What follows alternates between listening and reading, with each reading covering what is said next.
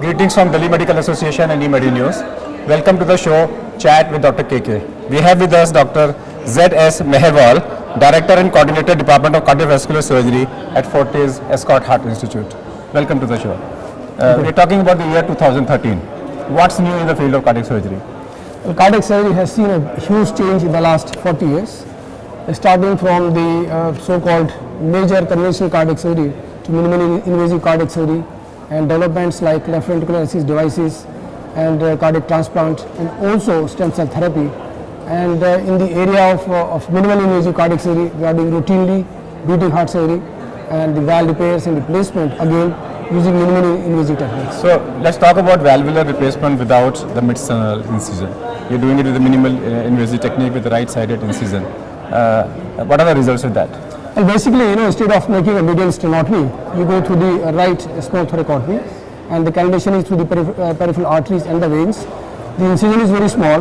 You can repair the mitral valve, you can replace the mitral valve, you can perform all the surgeries on the tricuspid valve, and you can also close the atrial septal defect. It can be used in almost 90% of these patients with mitral and tricuspid valve disease, and the results are much superior as compared to the conventional surgery. What about total arterial revascularization in a patient with undergoing coronary artery bypass graft surgery? Total arterial revascularization obviously has much superior results as compared to the veins, where we use the left and the right internal arteries and the radial arteries either as a pedicle graft or as a free graft. Unfortunately, it can't be used in all the patients depending on the coronary anatomy and the patient's profile. It can be used in a large number of patients. The results are certainly superior as compared to the only one artery or artery and the veins. What about hybrid surgery, the new trend about doing an angioplasty and a surgery together?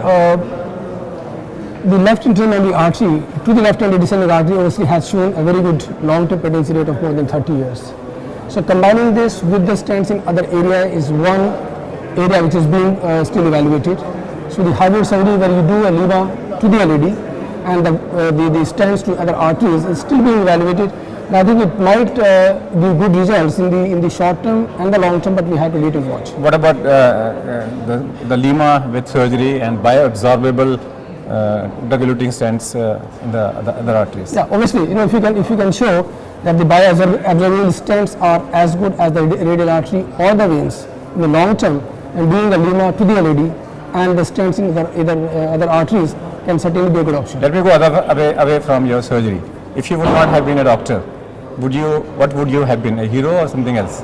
I think I would have been a teacher, I think. A teacher, and you prefer to be a teacher, and how good you are a teacher as a doctor? Well, I enjoy teaching cardiac surgery, which I am doing for the last 20 years, and I am running a DMD cardiovascular surgical program, because obviously, you can do certain things, but you have to make sure that the other people can do what you want. If you would have been a teacher, how you would have taught the current boys not indulging into gang rapes?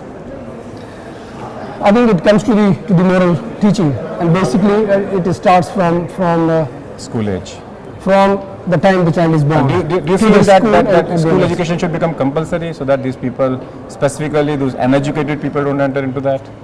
I think it is not only at the school, it is at home, at your place of work, and in the school, everywhere. I think one has to make sure that the atmosphere is what it should be, and certainly the education should be imparted by the parents, by the teachers, and everyone around you. Do you feel that in the present case, the take-home message is that all police personnel who are reaching the point of care should be taught in first aid and cardiac first aid?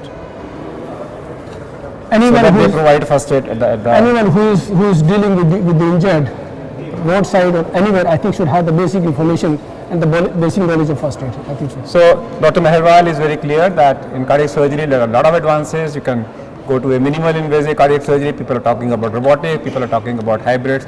In the year 2013, a lot new to come. Let's thank our guest, Dr. Meharwal, to be with us. That's all for today. We'll come back with one more show. Till that, goodbye. Thank you.